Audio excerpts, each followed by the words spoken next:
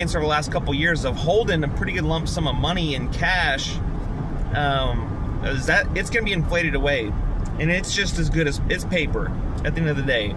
And it'd be good to invest it in some sort of manner, whether it's stocks or if you have enough to get into a house, if that's what you choose to do. Maybe more of like a secure, very stable, relative. But silver and gold. Maybe even possibly like food or security if that's your jam. No pun intended there. But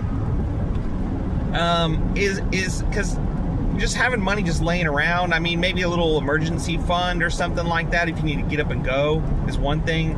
But if you're wanting to save and like think about like retirement or the idea of retirement, it's probably best to look into investing. And easy way would be like getting into stocks. Just opening up a brokerage account and just starting there. But you can do small businesses for some actual like generate revenue, generating revenue. But that also takes your time unless you could set up something online that's not physically, I guess, or in a timely, demanding way. But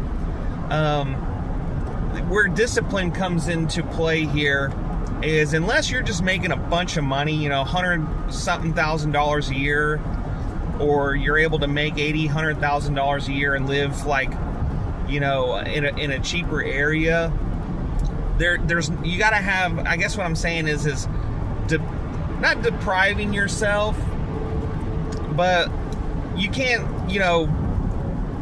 really invest and save if you're making $100,000 and spending $90,000 or $100,000. You see what I'm saying? You gotta have disposable income. And so if you're able to make 80 or 100,000 and live on say 40 or 50, then you got a good little extra chunk, after taxes to like move that money somewhere.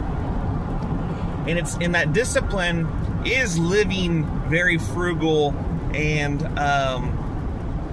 beneath your means, because it's kind of like how I look at it. I'm not in the best shape of my life. I was about 4 or 5 years ago, even better shape than in my 20s.